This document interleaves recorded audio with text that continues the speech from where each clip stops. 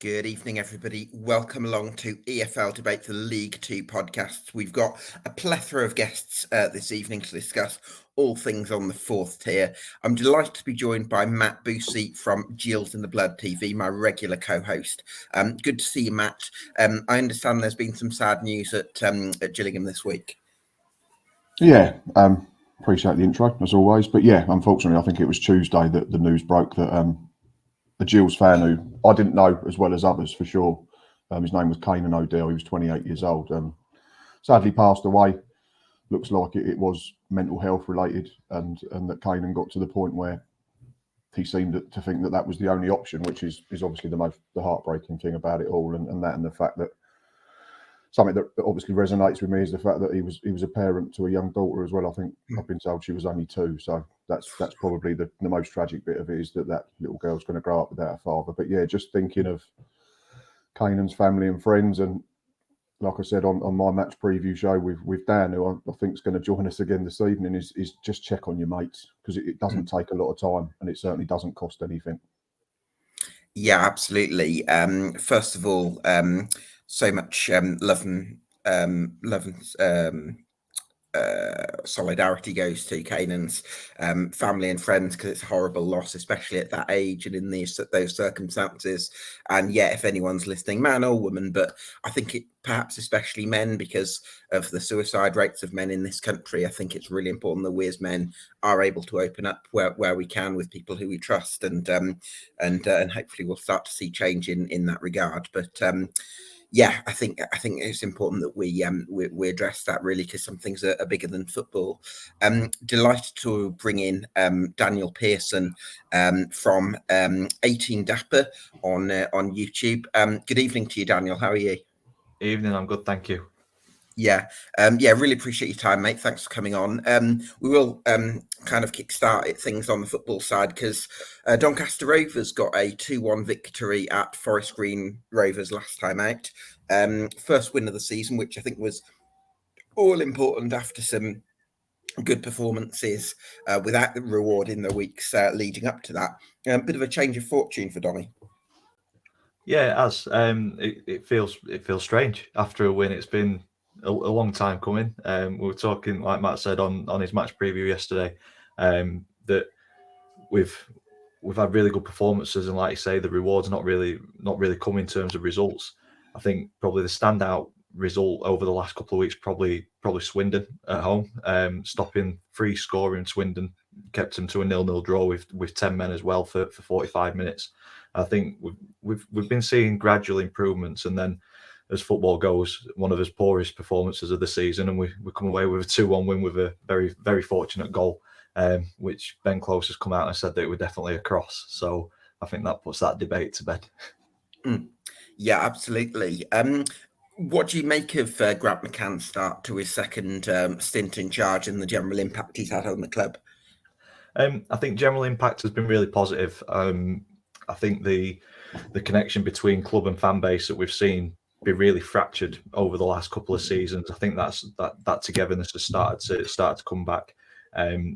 Irrespective of results that we've had over the last couple of weeks, there's been thousands of fans singing his name, and we've not had that over previous managers. So I think we talked about it last night, about kind of social media posts asking if it's too soon to sack Grant McCann after a really poor start. I think they were very premature.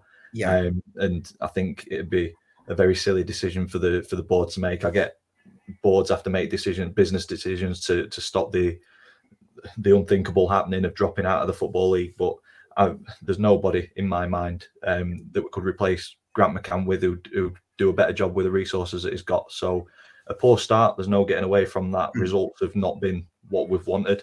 But I think what I've seen is a team full of kind of energy, endeavour, commitment. And I say it so often that as a football fan, and I think I could probably speak for the majority of football fans, the bare minimum expectation that we've got is 11 players out there putting everything in to try and get a win. And if you don't get the result, you can walk away and think we've give it a good go. And I've seen that this season much more than what I did last season. So yeah, I've got belief that we will be in a much better position in a couple of months. Yeah, hopefully when we next have you on, there's been some real progress in terms of results. Who are the players, Danny, that have come out of the Doncaster start to the season with some credit? Do you think? Quite a few of them, to be fair. I think Richard Woods had quite a lot of grief initially. I think there was a high expectation that he was going to come in and provide a real level head organisational leadership, and I think we're second worst defence in the league, if I'm right in thinking. We've conceded 15, so I think there was a quite a high expectation that he was going to come in and really steady us at the back. But I think where we've dipped into the non-league and brought players up, I think Richard Woods always played at a higher level, so I think he's having to adapt his game quite a lot, dropping down the divisions as well. So I think give him time, and I think he'll come out and show his qualities that we all know that he's got. But for me, the standout player that I think is kind of the key is Joe Ironside. I think he's just given us a real focal point. His hold up play is fantastic. We just need to get a few players a little bit closer to him, and he's got the ability and strength to cause defensive problems. Yeah, absolutely, Matt. I know you had Daniel on your own show the other day. Just wondering from what you've heard then and here, whether you see Doncaster climbing up the table in the next few weeks. After Saturday, hopefully, yes.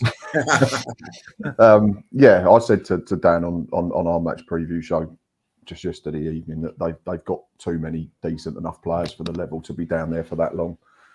And I said there's some similarities with us. You talk about, boards and sacking managers. I think we were in this position early part of we were in this position for all of the first half of last season.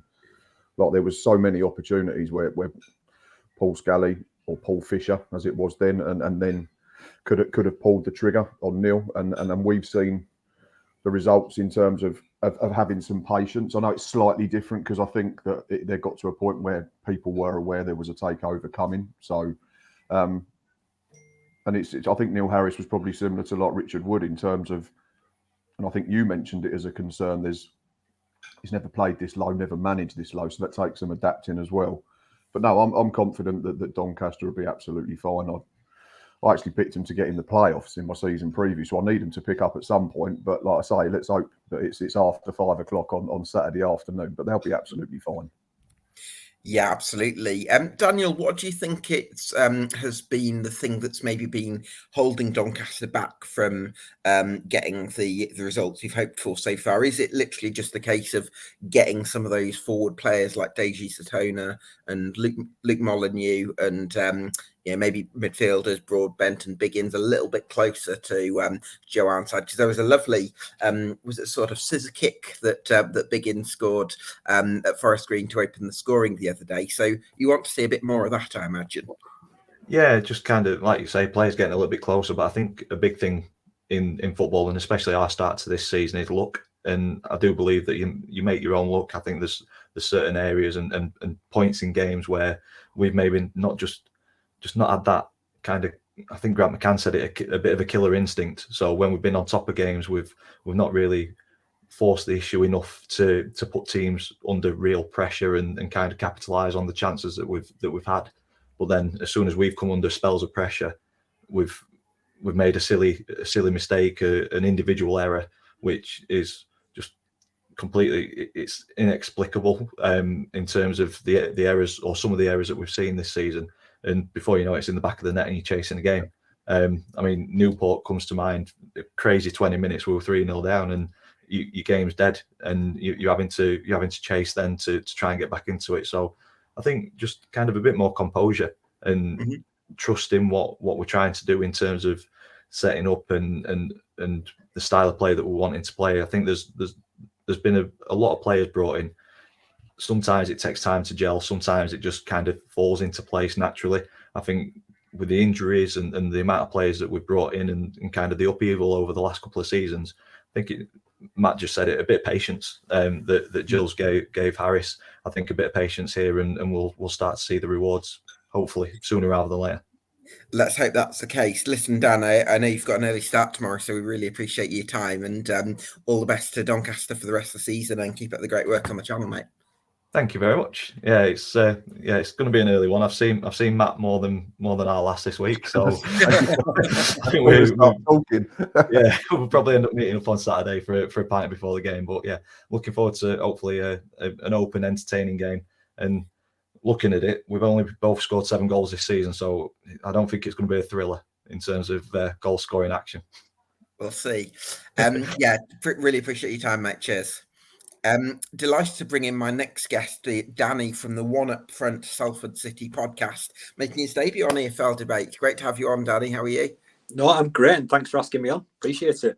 Yeah, no, it's great to have you on. I actually had to have a listen to your podcast earlier, and it's great to see some Salford City content out there, because it's obviously have been a bit of a dry area, I found, over the last sort of 3 or 4 years. So no, yeah, well done on your podcast. I suppose I'm curious how you're feeling as an AMI right now after 4 straight defeats. Bit of a come down in 18th place, I think it is, after reaching the playoffs last season. Yeah, it's fun. Was it? I don't know if it was Dan or Daniel who was just on, the lad. All the signs he was talking about with his club, that patience and things moving in the right direction. I would say the opposite. It really does feel that as much as I personally have liked a lot of the things Neil Wood's done this season, apart from our first win of the season on the opening day and the cup games, I think in the league we've been terrible. Really? You know, I mean, again, you pointed out the defeats and stuff, but there's just something. I think we're caught personally between having a target man striker with a possession centric coach, and I can't see that having Matt Smith up front and trying to play 60% plus possession football. I don't see how that works, and I just don't think it's coming together. Well, the first thing that kind of springs to mind with that, Danny, is I feel like there's some disconnection between the identity that Neil Wood seems to want, I would imagine, a bit of a possession-based style. You would think that, given his background at Manchester United and some of the ideas he's tried to implement, with actually the recruitment policy, which was you've signed Matt Smith, which was a bit of an opportunistic pick because you know, Manchester roots and all that. And then actually I've looked at the 4 centre-backs you've signed under Neil Wood's reign. Richard Narty, Ryan Leake, Adrian Mariappa and Curtis Tilt. Of those, I would say only Richard Narty you'd describe as a ball-playing defender. Exactly. And he's no longer at the club. So supposedly you're trying to play possession football with centre-backs who aren't good at it. And actually, if you want a possession-based style, the centre-backs are the ones that are going to be spending more time on the ball than anyone. So clearly it's very disjointed at Salford at the moment. It is. And a lot of people kind of are blaming I think in the class of 92, the ownership group are having a bit of a hand in the pie of the recruitment and are not giving the manager his full hand, which I don't know that's a fact, and I don't know it's true or not, but something feels, as you said, the word identity is good. We were kind of sold on Neil Wood's philosophy when he came in about we were going to be high pressing. Well, we don't do that. We don't have the athletes in the squad to press high. And, you know, Matt Smith, actually, one thing I will say, I think he was brought in under Gary Bowyer, but still, he actually has to play because of the dearth of other options. I was making some notes before we started. It was November the 19th last season by the time Matt Smith in Neil Wood's first campaign got two starts in a row, and he's actually started about the last 6 or 7 games. So it's almost like Neil Wood's given in now and said, I have to play this way. I have to incorporate a big man, even though I don't want to. Yeah, absolutely. Excuse me, I just have to shut the door there. I think that's a really interesting point. And what stands out to me is I remember in the first month of last season, you had that front three of Connor Mahoney, Callum Hendry and Brandon Thomas Asante. And obviously Thomas Asante going to West Brom was a massive blow. No getting around that. He's brilliant. Yeah. But I feel like that Thomas Asante has never quite been replaced in 2 transfer windows now. And you're not even asking to get exactly, someone as good as Thomas Asante, but someone who can do something similar, because the synergy of that front three seemed to work really nicely. And then since then, you've kind of given up and said, let's stick with Matt Yeah, Smith. And that's right. I'm not seeing a club that's got the courage of its convictions at the moment. I'm really not. I agree, and I think the one thing that Brandon Thomas Asante had a lot of drawbacks to his play, and he's progressed very well at West Brom. But one thing he had was pace, and you remove that pace from even if Matt Smith was playing. Who's the flick on to if we have no pace? There's no one to get in behind the defence. So it even meant us last season playing Luke Bolton, who is our fastest player in the team by a long way, and probably one of the fastest players in League Two. We played him through the middle for a few games. It didn't work out, but it showed how desperate we were to get behind defences through playing slightly direct. Yeah, absolutely. I feel like there were some of these issues last season that you maybe got through a bit more because you had Elliot Watt, who I think is one of the best deep lying playmakers outside the Championship. He started this season injured. From what I could gather, he was a bit raw when he came off or a bit rusty when he came off the bench against Notts County. But how big a loss do you think Elliot Watt has been on this team, and how important will it be to get him into the side going forward?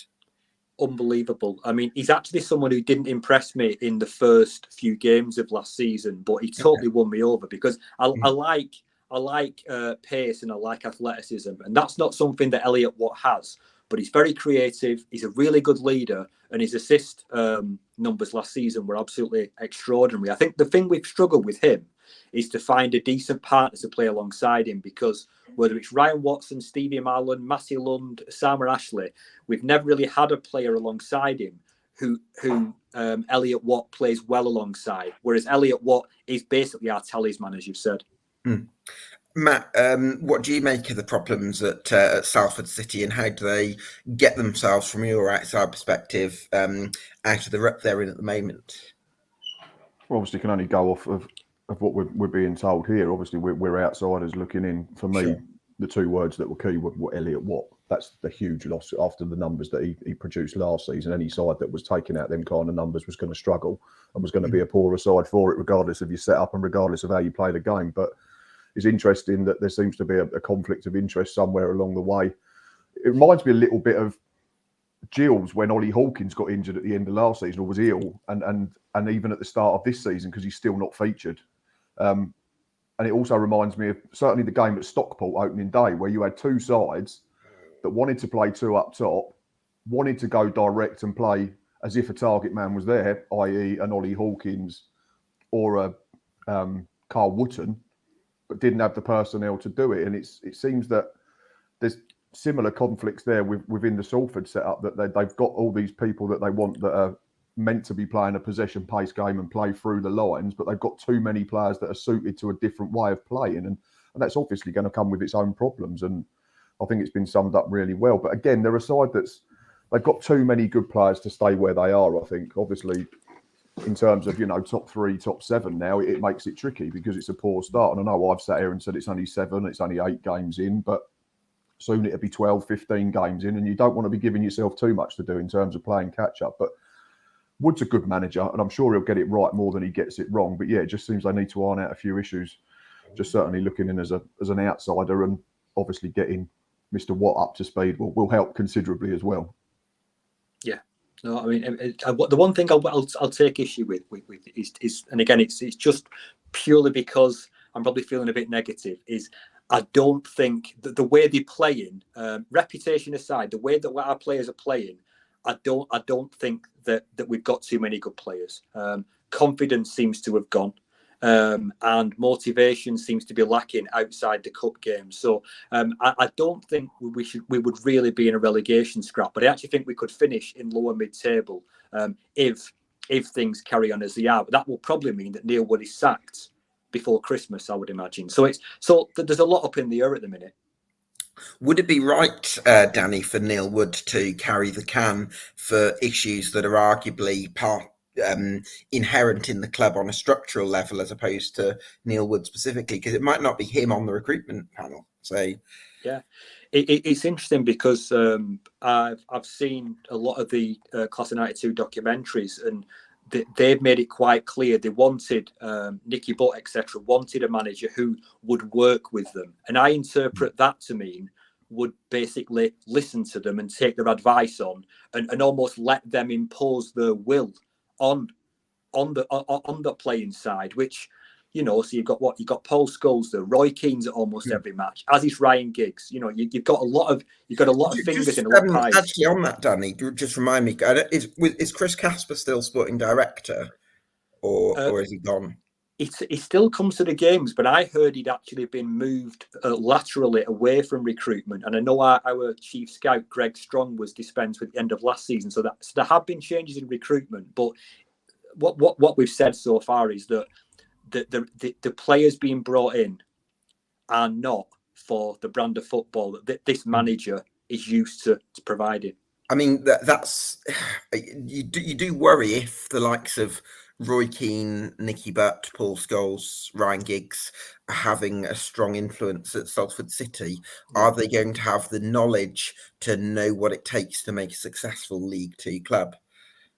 I know, because they've all been, you know, way above this, and it's just because you know, the way I look at the rest of the season is that at least until our injury crisis, which I'm sure you know full well about, we've got about 7 first teamers. I was on the BBC Radio Manchester just in the last. I didn't, to be honest, I didn't know it was that many actually, Danny. Yeah.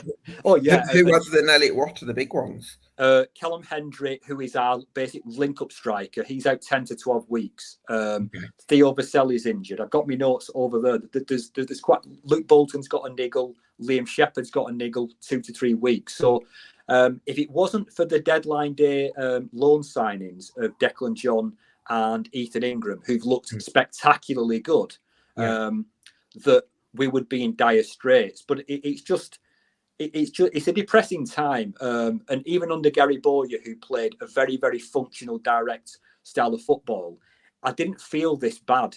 So something's got to give, whether it's the manager. I know recruitment can't change. I just want something to happen that's going to get me excited in the near future. Yeah, well, hopefully Neil Wood can find the answers. I suppose what I'm kind of curious about, I think that Neil Wood, he must be a good tactical mind to have been entrusted with nurturing Manchester United's next generation of talent. You've got to have something about you, I think. I think what interests me is I've actually interviewed Neil Wood myself. I've watched a bit of him in the media. I wouldn't say he's oozing with charisma necessarily. No. And I, listen, that's not. Some managers are a little bit different that way. I do kind of feel like maybe a bigger club with maybe a more would I say sort of more of a hands-on fan base, if that's the right word? Would he come under a bit more scrutiny for the perceived lack of passion? I'm not saying he does lack passion, but sometimes supporters can perceive these things. It's a great point you make, actually. It is that I feel that Neil Wood himself doesn't have the fan base as a whole have never attached themselves to him. And it could be partly to do with his character and the way he portrays himself, because I think the fans who want him to go based on results and performances, and I understand that. But the ones who want him to stay don't want him to stay because they like him. They want him to stay for consistency's sake, because we've been chopping and changing for the last 5 or 6 years, ever since we got rid of the dual managership, which took us up the league. So I just don't think he's kind of elicited that love yet. Whether we'll get the chance or not. But I just want to say one thing about his tactical astuteness. His best tactical masterstroke was against Leeds. We played he's never played this formation in his previous campaign at all, or this season. He played 4-4-2 with the diamond midfield against Leeds, and we man-marked Ethan Ampadu out the game with Osama and Ashley, and it was genius. So it's in there. He can pull it out, but it just seems that potentially we're turning into a cup team, and we need to stay in this league. Never mind get out of it, up the other way. Yeah, well, it's a worrying time for Salford. I hope Neil Wood can can be given the opportunity to turn things around under a better structure. But clearly the form and performances so far this season, especially in the league, haven't been quite at the level. So a lot of work, I think, is ahead. But it's been great to pick your brains on it, Danny, and all best to the Amis for the rest of the season. And I look forward to linking up with you later in the season. Magic. Thanks a lot. Good to meet Cheers, you, mate. Danny. Cheers. Bye now. Cheers, mate. Matt, getting my Dannys and Matt's mixed up now. We've had two Dannys. So, Matt, we've got a bit of a 5-minute window, and I wanted to pick your brains on Connor Mahoney's bit of wizardry in that 2-1 victory over Morecambe last time out. What did you make of the performance? Very good. Neil said it. I think I said it before. I think most of the fan base said it before they'd even seen Neil's comments after the game. For 45 minutes, it's the best offensive performance we've put together this season. Dare I say, under Neil Harris, we were absolutely spot on in everything that we did, and it was just a travesty that we hadn't scored more and that we'd let in a soft one at the other end, because there was never only one goal in the game at half time. It could have been 4-2, 5-2, and I say that, and that was, but Morecambe's chances came through us switching off, I think, for the equaliser a little bit. Don't get me wrong, Michael Mellon was very good on the day, and he caused us some problems, but it was more of an individual goal for me that was avoidable. And if his volley goes in that clips the crossbar just before half time, that's just an unbelievable piece of skill. So they wasn't causing us loads of problems. Jake Turner wasn't having to make save after save. I think from the equaliser till the goal on 23 minutes, so you're looking at like a 12-minute period. We could have scored 3 in that period. It was just absolutely relentless. I said at the time that Morecambe didn't know how to pick up Johnny Williams or Connor Mahoney, because they were both so clever at what they do. Williams kept dropping into pockets of space deep from off the left-hand side, which then allowed Scott Malone to gallop on and get in the good areas. Mahoney was doing similar, was just not dropping as deep, but he was just tucking inside, which meant that Shea Alexander could cheat. There was a 10-15 minute period which was just wave after wave of attack, and it was brilliant to watch. And the only disappointment was that we just didn't go and get the third and the fourth, similar to the Accrington performance right at the beginning of the season. But there's certainly signs now. Macaulay Bond's getting right up to speed. Looks like the player we signed. He's done everything but score in the last few weeks. I mean, keeper made a brilliant save at home to Colchester at 1-0. That would have got us level. Own goal by Omar Beckles in the Pizza Cup a couple of weeks ago was a tap in at the back post if Beckles hadn't got there in front of him. Had a goal harshly chalked off at the weekend. Excuse me. So there's plenty of signs that we're starting to get it right, and similar to what we talked about with Danny and systems and trying to play a certain way. I think it looks like Ollie Hawkins is going to be missing again now for an extended period. Neil said today that he had to come off injured after 20 minutes in a friendly on Tuesday. So number one, feel for Ollie Hawkins. He wants to play football. But number two, I'm not overly disappointed in the sense that we seem to have found a system that works now, that can get the best out of Macaulay Bond, that can get the best out of Connor Mahoney, that can potentially get the best out of Johnny Williams and Jules Lapsley. Jules Lapsley put in his best half hour under Neil Harris, and unfortunately tweaked a hamstring with his involvement for the second goal, which was frustrating because he'd been brilliant for 30 minutes. But I think everyone's quite hopeful that it's only going to be a couple of weeks and they got to it before it got too bad. I think he can make a big difference, by the way. He was superb. He could have had another one on Saturday afternoon. Like I say, he was involved in the second goal. Really exciting performance and exciting. And Gills going forward, probably not 2 words or sentences that you've put together a great deal under Neil Harris. And there's been circumstances as to why that's happened. Sure. But like I said to someone else, there were still 6 in that starting 11, or certainly 6 in the game against Harrogate the weekend before, that either weren't regulars or a new signing. So it's not like it's the same group as that carried us from January to April. There's still stuff that's going to need to settle down and be tweaked and improved upon, but we're starting to see signs of it now. And Connor Mahoney's goal was it was championship quality at the end of the day. It's the first chop inside sends 2 of them. He puts 2 of them on their arse. And you think then he's going to go back to his right foot, but he's then clever again and drops the shoulder and goes back and creates half a yard on the same foot again.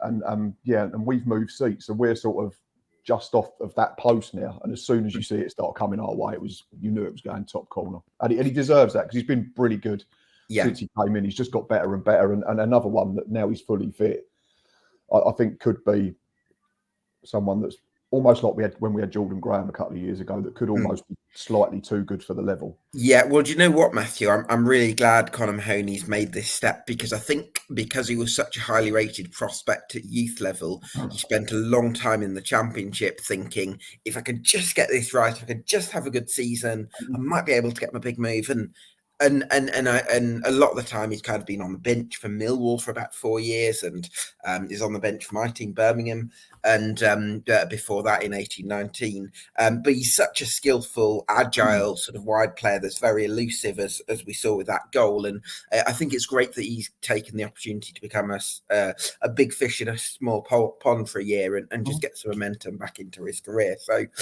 great for him, and great for Gillingham to sort of add another layer to their game. Delighted to bring in my next guest, which is Sarah, a Sutton United supporter. How are you, Sarah? Can we not talk about football? Can we talk about something else? How's your gardening going, Sarah? Oh, I don't have a garden. Oh, okay. It's really cruel putting me on with top of the league spot, aren't I? I can go for 5 minutes if you want. It's fine. That's all right. Nature of the beast, I'm afraid. Sarah, obviously since beating Notts County 5-1 on the opening day, it's been a really difficult time for Sutton United. Can you just talk us through the challenges the club's had this season? Well, we've lost every game since then, Gabe. That's pretty much what the challenge is. I was aware of that, Sarah. That's kind of all there is to it. Although it's not been all bad, because we apparently can beat League One sides, so we're doing all right in the League Cup. So Port Vale better watch out. Maybe that's the problem. Just put Sutton in League One, and that'll be we'll win that. No problem at all. League Two, no chance. Yeah. It's really strange. It's like the team just hasn't really come together. We had a lot of new signings over the summer, as you know. We've done a lot of sort of rebuilding. We hadn't really had such a sort of mass exodus of players since Matt Gray started, really. Because it was mainly it was all for different reasons. There wasn't a reason why a load of players cleared off or anything like that. Most of them were just sort of on 2-year contracts, which they'd signed 2 years previously. There wasn't much else. There wasn't really much else that was sort of a big reason for it. So there was that. But then you think, it's late September now. You'd expect them to have come together by now. And there seems to be a different problem every week.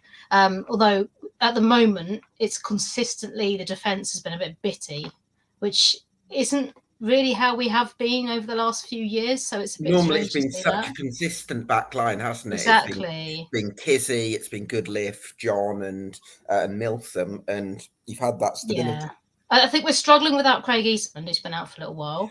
Yeah, he really holds that side together, and it's like it's. Do you know where he's? Sorry, do you know when he's back, Sarah? Not really. No. Okay. I'm thinking it should be quite soon, but I said that last week, so I don't know. So I'm not really sure about that one, but really looking forward to having him back. But then at the same time, obviously, you don't want to be a team that relies on one player.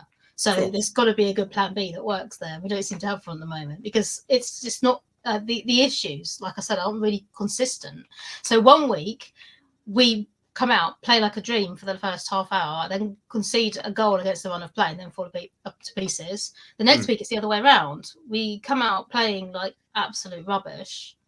Like at Swindon the other week, the first 20 minutes were it was like watching kids playing against Swindon. And we're like, what is going on?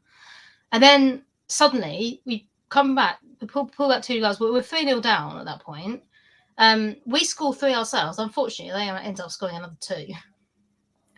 But, we scored 3 goals in a game and we still lost, but we scored 3 goals in a game against a good side. So obviously there's a lot of positive to take from that, but it just seems that we can only play well for half an hour each game. Not yet put together a 90-minute performance since the opening day. Not since the opening day. Not since the opening day, no. It's been a tough one, hasn't it? I mean, there's been, I suppose, on the one hand, you've lost a lot of reliable players who've been part of the club's rise over the last 4 years or so, which I think was likely to have some sort of bearing. And then I guess you come to question marks over some of the remaining stalwarts and whether they're necessarily as reliable as they have been in previous seasons. And I would probably refer most here to Rob Milsom, who I think is now 37, something along those lines. Has he got enough competition at left back to maybe give you another option? Yeah, well, I was thinking about that the other day actually, because I mean, we do have that sort of core of players, but they are not getting any younger. I know people in glass houses and all that, Sure. but you know, so that I mean that may be a contributing factor there. I would have thought we would have enough cover there, because there's a lot of players that are flexible and play a different position. And on paper, we've got the signings we've made. We're all really excited about. We've got a really strong squad, but for some reason, it's just not really clicking. And I actually wonder if it's not to do with the players we've got, but I mean, perhaps we are. I mean, we are punching above our weight. Let's not kind of joke about that thing. We are. We're historically we're a non-league club, sort of second tier. And historically, you're a Sunday League club. No, we're not. We're not a Sunday League club. That'd be ridiculous. We're a Step 2 club, maybe. And that's where we spent most of our history. Sure. And suddenly we're in League 2. We've still got non-league budget. We've still got a non-league ground. Which means it's quite hard to change what our budget is because we can't get people into the ground. Well, and also, I suppose, just to add to that, Sarah, I think the injuries don't help at all when you've got that's the budget is what it is, and then you've had Beastie out, you've had, really I think Ryan Jackson's been out. Exactly. It doesn't help. So what I'm getting at here, in a very roundabout way, I apologise, is one of the sort of main keys to our success over the last few years has been that, we're always banging on about that great team spirit and that community feel around the club and the momentum that's built up. I mean, we've been on an upward trajectory since we got relegated in 2007-8. Ever since then, we've just been going up and up and up and up and up. Mm. And we've won a league title every 5 years, like exactly every 5 years in that time. And in that time we've never had a losing streak like this in that time. And I think that part of it is because a lot of those core players left who got us there. It's not like the spirit's gone or anything. There's still a really great feel around the club. The manager's interviews, he's telling us about, what fans were clapping you off at Accrington after you'd lost 4-1. I mean, that's probably the one thing, Sarah, where I would say you've got something for this season, because whereas bigger clubs fans will get very frustrated, and sometimes there'll be a demographic that get very sort of voice their opinions very strongly, should we say, and there can be a bit of vitriol that comes with that. I do get the feeling with Sutton, not that you're all sort of happy clappers necessarily, but there does seem to be a sort of an element of let's just get behind the lads in every game and support the team and appreciate that we're here, and I reckon that does maybe take the edge off a little bit for a relegation battle, whereas other teams are a bit more tensed up, possibly. I don't know. You say that, and you mentioned Accrington, but actually, a few people booing at the end. I've never heard. Yeah, I've never heard that. I've been going to Sutton for 28 years, and I've never heard that before. Right. And some of our players came out. Harry Buchanan came over, and he's a very hand on heart kind of player. He's very sincere, and he's like, "We'll make this right. I promise you. I promise we'll make this right." And he's really like, you can tell he really means it. Yeah. And so a couple of people started chucking abuse at him. I'm like, oh, come on. And people said, "Oh, don't say it, do it." And I'm like, well, that's what a promise is. It's not an apology. It's a promise. Okay, you give him a chance to to act on his promise. But that, I was really upset because. And I thought about it, and I thought a lot of our fan base are relatively new to the club. Obviously, it's grown hugely in the last few years. Sure. These people have never seen us play badly before. Hmm. They don't know what to do. They follow the team home and away, used to watching us win, and suddenly we're losing every week. And they're like, "Oh, this is different, isn't it?"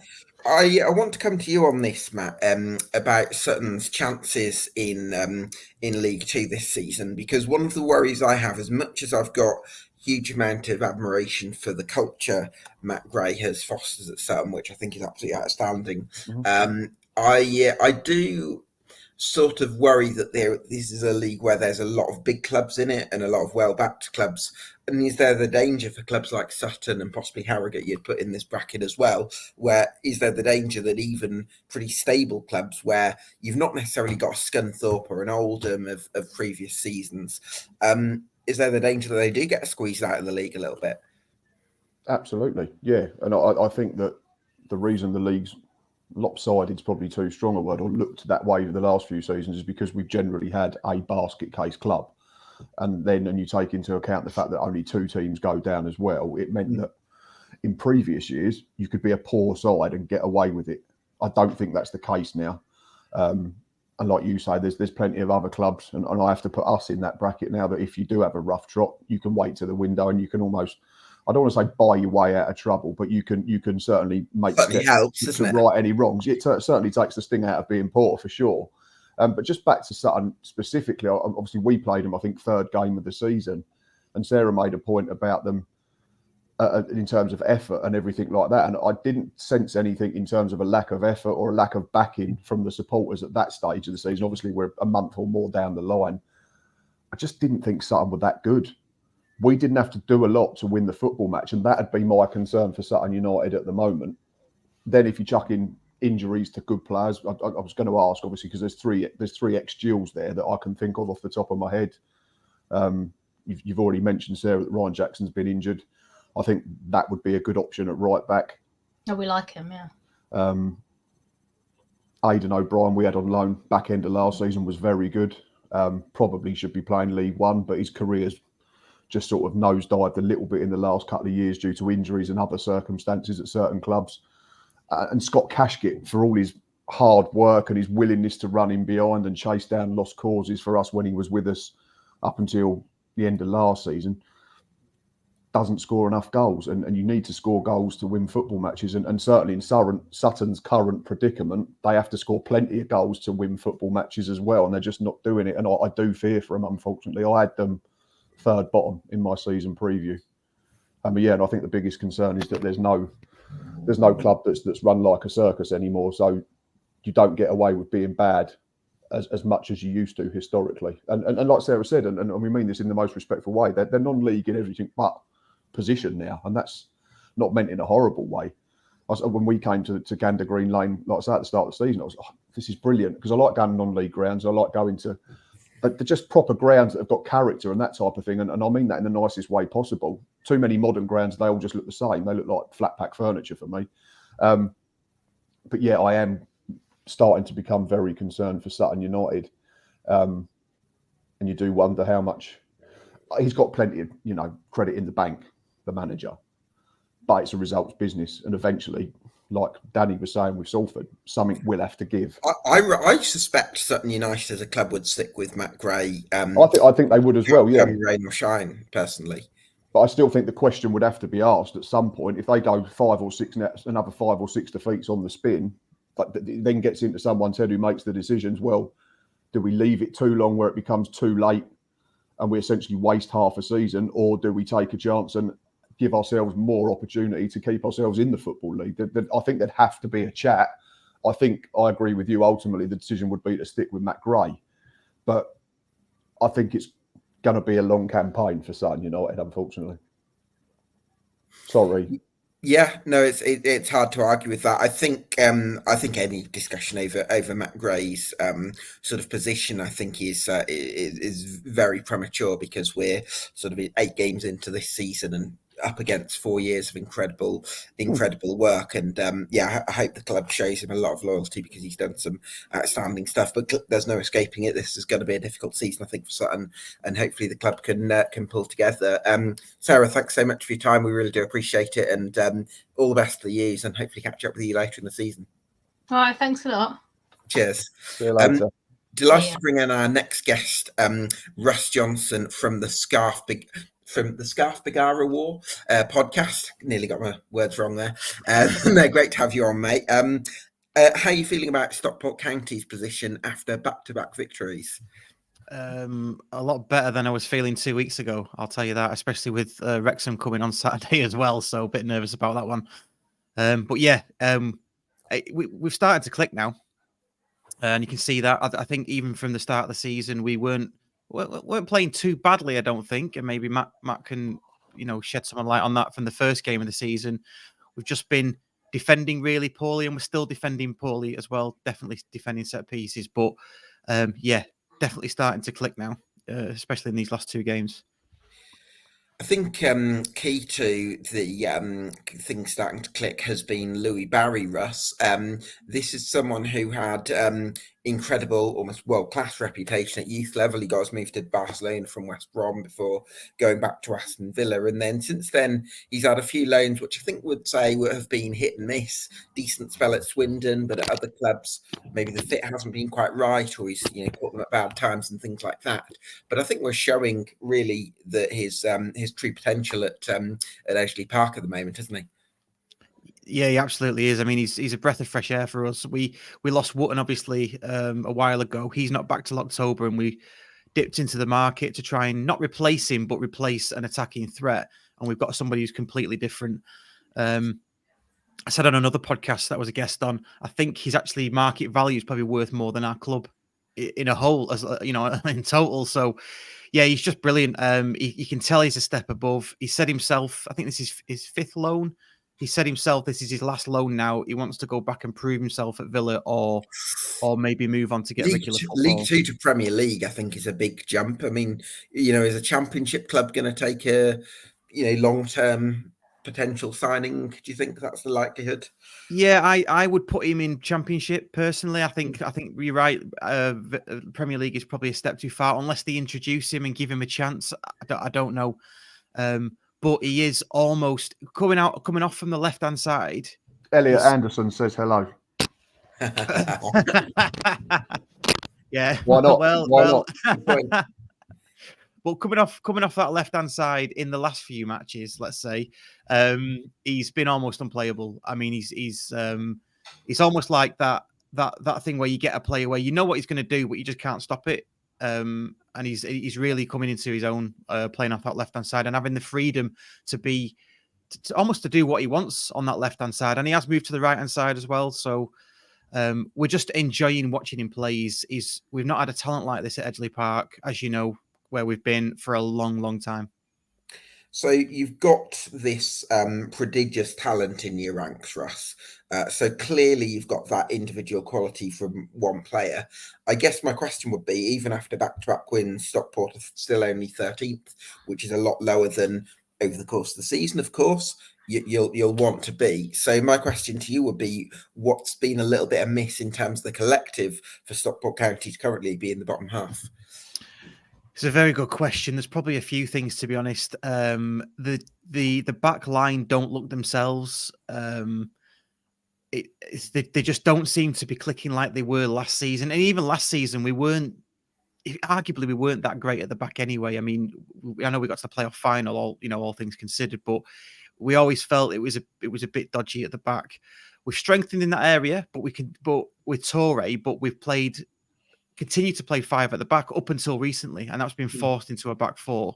Torre is a much better player, the lad from Salford, in a back four. I think he got into the team of the season in a back four. We tried to crowbar him into a back five. I don't like the back five. I think when Salford played with wing backs, they had him left wing back rather than left wing back. Yeah, so not as a left-sided centre half. So he definitely looks like he struggles there. He played left back coming back from international duty with Gambia against MK Dons, and he just fitted in. He just looked in a back four. He just looked brilliant.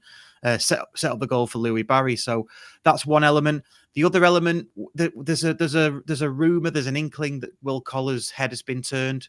So Blackburn supposedly interested before the window. If he's got a collar, his head wouldn't turn that much because love the dad jokes. But he last few games he's looking like he's coming back as well to what he was last season and the season before. And then finally, don't like to bemoan injuries, but at one point we had 11 players out, so that's down to 6 now. So each week they're coming back. So everybody has injuries, but we just feel like we've been a bit unlucky, and I think all but 2 of them have been non-impact injuries. Impact injuries. I mean, It's nothing to do with training or load or anything like that. It's just possibly being unlucky in matches where things happen like that. So I think those 3 things have probably contributed to a poor start. Sure, Matt. It's difficult on such a small sample size to make such a definitive judgment, and maybe similarly to what we've discussed with Doncaster, there's probably an expectation that Stockport are going to put a run together like they did last season and enter that promotion mix. But have you gone a little bit colder on them based on the start to the season they've had, or are you still pretty confident that they're going to be right up there? They can't be top at the moment, can they? Come on, let's not take that away from me too soon. But no, all jokes aside, is Russ made 2 points, and I'm sitting here going, that's what they've had to sort out. We went their first day of the season. They played a back three. They had Torre as an outside centre half. It didn't work. I think that's to try and get. But then even more weirdly that day, I think Carl Noyle was the right-sided centre half, which I thought just meant that you just negated all of his athleticism and his attacking prowess. So it was almost like they were shoehorning people into the. It was almost like Dave Challoner was playing FIFA and he was just trying to get all his best players, but it wasn't putting them into a functioning 11. We then turned up and we watched Nick Powell flounder trying to play as a number 9 with Barry and Ola Offey as like wide forwards or almost like wide 10s, which was easy for us to defend because they kept playing it long. Nick Powell's not a target man. We just kept heading it clear. And the third point was, yes, they couldn't defend set pieces because we attempted one of the worst training ground routines in the last couple of minutes. I think Shea Alexander actually kicked the floor and the ball bounced about 3 times before it entered the 6-yard box, I think. And then our captain and a Stockport defender had a horrible swing and miss. And then Robbie McKenzie was just left with the freedom of the 6-yard box. So there was 3 key points straight away that needed rectifying. And now suddenly, if you look at their team lineups, Nick Powell's in the 10 and they're playing Barry and Ola Offey as a function in front too. And they're suddenly starting to look like a proper football team.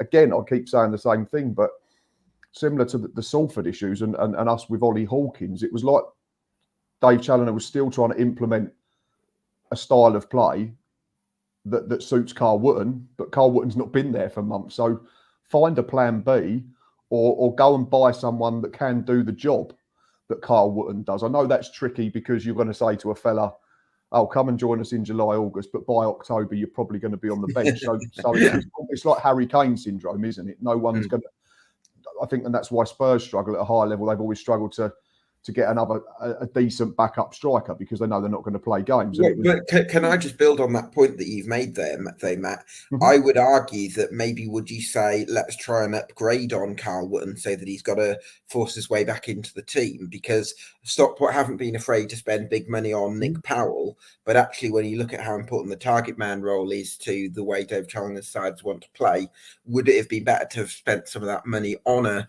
target man, on a Luke Armstrong, and actually not pay $6,000 a week for Nick Powell? Potentially, but I think now you can say that they've probably found a system that means they can play a Luke Armstrong / Carl Wootton and a Nick Powell. I think if you are Stockport fans, they'd rather play them two in an 11 than potentially Isaac Ola Offey. And that's no disrespect to Ola Offey, but I know we were linked to him in January, obviously because of Neil Harris and Millwall. But I don't think Isaac Ola Offey's the type of player that's going to elevate Stockport to the next level. He was very good on loan, I think, at Sutton a couple of years ago in the National League, and then when they first came into this division. But does he have a ceiling? And I'm not saying he hasn't. I'm not saying that he can get better and he won't score goals for Stockport County. But I definitely think there's a ceiling in terms of what he can do and what he can't do. I think he's got a good physical profile, but I think he's at his best running forward rather than back to goal. Yeah, and I think Stockport, if they can now find a way to play this 4-2-3-1 and they get Wootton back and they've got him and Powell as a front two per se, then I think they'll be a massive threat again. And there certainly are signs in the last couple of games. There was a 3-3 draw at Crawley, but then they've gone away the last two to sides that are playing well, MK Dons and Wimbledon, and they've picked up 2 very good wins. So yeah, I think we're starting to see signs that Stockport are starting to hit their stride, which means that the rest of the division has to be on alert. Because they started pretty much the same way last season. They just had more red cards last season. But yeah, no, Stockport will be there or thereabouts again. How's Ryan Crowsdale been getting on, Russ?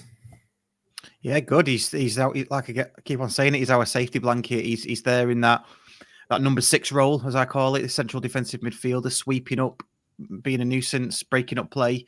Yeah, when he doesn't play, we notice it. And we've got a new lad in called Cottrell on loan from Swansea as well. He looks pretty good. Wales under 21. He's going to provide cover for Croasdale should he be injured, and he looks decent. I mean, he made a cameo against Crawley, made a couple of mistakes, but yeah, he was good all round. Overall, yeah, Croasdale fans' favourite. He's Mr. Reliable. You get a 7 or 8 generally out of him most matches. Yeah, well, let's hope he can continue that, and Stockport can continue their form. Russ has been great too. Great to pick your brains on County. Keep up the great work on Scarf Bergara Wore, and hopefully catch up with you later in the season, mate. Cheers, nice to see you, boys. See you later. See you later, Yeah, mate. cheers. Take care. Right. So our final guest is Jonathan Harries, a MK Don supporter. How are you, Jonathan? I'm all right, Gab. How are you? You all right, Matt? Yeah, very well, thank you, mate. Good to see you. Yeah, you too, mate. Just wondering how you're feeling as an MK Dons fan at the moment. Well, I still don't think we're at full tilt, believe it or not.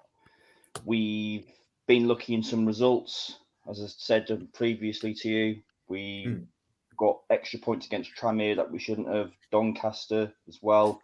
Colchester, we've got a last-minute winner away.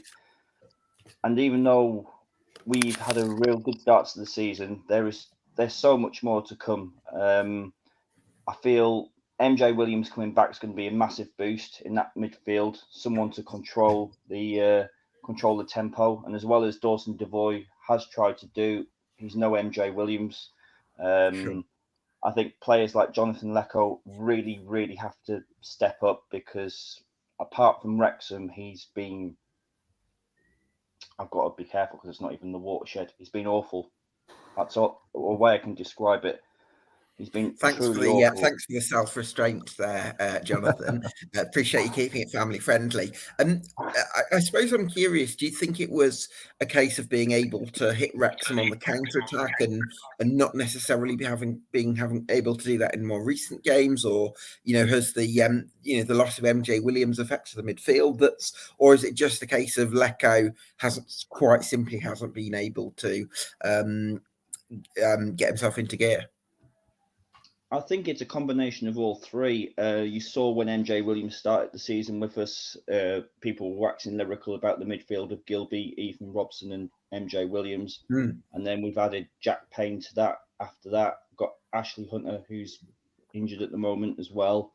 Say Dawson Devoy can play anywhere of the three. Connor Grant can't even get in the matchday squad at the minute. So we've definitely got the talent there. But it's more of a, as a fan, when you watch a player that plays for you, I don't know if Matt's had this before, where he's not even, it doesn't feel like he's even trying. He's not closing down the ball. He's not making the effort to help the team. And to me, as good as Lecco is in flashes and the individual qualities there, and don't get me wrong, when he's on song, he's probably one of the best players in League Two. But Graham Alexander demands everyone to be pressing, everyone to press the ball, everyone to attack as one, defend as one. And unfortunately, under Alexander's system, you can't essentially play with 10 men, which is sometimes how I feel with Lecco. I'm not sure if being up top with Ice is his position, whether now Ellis Harrison's getting some game time, he might pull out wide, where he seemed a bit more effective last season. But could that work for you, Jonathan? Because Ellis Harrison can serve as a focal point, which I guess Isa isn't going to be that. Lecco isn't really going to be that either. Yeah, but I've got this feeling that he's going to try and start Harrison and Isa up top together. I've got a feeling that could be a deadly partnership. Harrison impressed. I know it was the Pizza Trophy, but he had a real good hour against Oxford, won every header, was really dominant. Him and Max Dean up top were brilliant. I think Jack Payne deserves a start in the league. He was sensational. He came on against Stockport, and I thought he changed the second half. Someone who's able to get on the ball, and his first thought is go forwards with the ball, commit players. And I just feel that the front two needs some form of change, and I think that our strongest two to me would be Mo Isa and Ellis Harrison in this league. Yeah, well, hopefully they can strike up a pairing. Matt, how do you see MK Dons at the moment? It feels like there's been a bit of a the club invested a lot in potential over the last couple of years, certainly in the summer of 2022, just before they got relegated, and they've appointed in a manager in Graham Alexander Alexander, I should say, who likes his experienced physical operators, I guess. And I just wonder if there's a bit of a disconnect between what Alexander wants, maybe a little bit like what we've been talking about with Salford at the top of the show, and maybe what he has at his disposal, and possibly the additions of Anthony Stewart and Ellis Harrison late in the window could end up being quite important. Yeah, I'd say them two are Graham Alexander type signings. I would have said that Graham Alexander wasn't an MK Dons type appointment for sure. Sure, yeah, I agree with him. In terms of his record at this level, it's a good appointment. I get that. He knows the level. He knows how to get out of the level. He's got out the National League with Salford. He's done well at this level. He's done well at League One to a degree as well. But it certainly wasn't. It wasn't. You know, it wasn't a club and a manager that if you had them all put together, you'd put them two as a partnership, because the ethos is very, very different. The way that Alexander's teams historically operate and the way that MK Dons historically operate. They like to keep the ball sometimes for too long, I feel. And Graham Alexander's completely the opposite of that. But I mean, the start was brilliant. If you look at the first 5 games, they won 4. The only side they lost to was Crawley, who've been brilliant themselves. So there was no disgrace in that. But yeah, there's just been this little drop off or blip in the last 2 or 3. I think they're 3. Is it 3 without a win now in the league, Jonathan? I think is it 2 defeats and a draw in that period against. I mean, Crewe have had a decent start as well, so there's no disgrace in losing to Crewe. And then it's been Notts County and Stockport, 2 sides that you'd expect to be up there fighting with MK Dons as well. So it's not like they're in awful form, but after the start they had, I mean, to be concerned is ridiculous. They're still in the mix. They're still within striking distance of the top positions at the end of September. So for me, there's no area of concern. But yeah, it'd be interesting to see how they do implement Stewart and Harrison particularly to maybe sort of almost get the balance right between what we know MK Dons usually are all about, but also implementing the Graham Alexander type of style as well, and whether there's going to be a compromise, whether we'll see elements of both ways. It'll certainly be an intriguing watch moving forward, and obviously I'm keeping a close eye on it because I think they've got 3 games before they come to Priestfield on the 7th of October, and I think that could be a really good battle. And in as much as that, I know Gills' October looks stacked full of games where we play teams that are currently in the top 8. So we'll probably have an idea of MK Dons, and we'll certainly have a better idea of Gills come the end of October. So, and I think that's generally when the table really starts to take shape. Is end of October. You've had 2 or 3 good months then to see teams settle down into how they want to play their football matches. But yeah, certainly one of the more intriguing watches for the campaign because of the fact that it's not a marriage that you'd expect when the appointment was announced. Sure. I mean, Jonathan, if Graham Alexander's sort of planning a blueprint right now that can get a more consistent, reliable performance level from MK Dons, I would suspect it's going to be a case of getting MJ Williams back in midfield, getting that sort of Gilby, Williams, Robson midfield trio, combining like they did in that opening day victory at Wrexham, which is really the sort of hallmark, getting Ellis Harrison's physicality up top with Mo Isa, who we know can score goals, and then having Dan Harvey and Cam Norman as wing backs, just getting back from one end of the pitch to the other. Do you think that there's a template within that can get MK Dons some maybe more convincing performances than we've seen so far? There's definitely a template, as you say, to be stronger. I mean, Dean Lewington got the full 90 on Tuesday night as well, and the talk amongst fans seems to be that they want O'Hora in the centre of Stewart and Lewington, and unfortunately some of our fan base just aren't settling on Matt's mate Jack Tucker. He is really trying. He's come out in his interviews and he said that Graham Alexander rang him the day after we hired him and said to Jack Tucker, I want you to keep playing. I want you to try and keep playing the way we want to. And yes, he makes a mistake, but 9 times out of 10, he always tries to rectify it. And he seems to be the fall guy in defence. And there's a lot of our fan base that want him out, which is a shame, really, because there's definitely, as Matt knows, there's a good defender in there. Whether Jack stays in the team, I'm not sure. I just got this feeling that if one of them's going to be dropped, it's probably going to be Jack over Warren O'Hora. I said to you pre-season, he could be the best centre back in League Two. O'Hora, in yeah, that side. definitely. Just to pick you up though on an earlier point, Jonathan, if you don't mind, I would say O'Hora on the right of a back three and Anthony Stewart in the middle, because I think O'Hora can defend the one-on-one areas really well. I'm not sure Anthony Stewart can do that. Well, you say that against Stockport, it was Cameron Norman had lost Toure, and then O'Hora for some reason just somehow stood like a statue and let Louis Barry run into space. Don't get me wrong, it was a great finish from the angle, but it just seemed really static defending, and that seems to have been a lot of our issues, sort of static defending, goals against Colchester, static defending, and it seems to be both down the wide areas that we're really, really sort of getting punished, really, both left and right. Harvey's been struggled a little bit last couple of games, hasn't he? He has, but at the same time, he's got 3 goals already in 8 games, which for a wing back is pretty impressive. Sure. And I still don't think Cameron Norman's shown us the form that Newport fans were waxing lyrical about when we signed him. Which is interesting. He's still forming that partnership with Gilby down the right-hand side.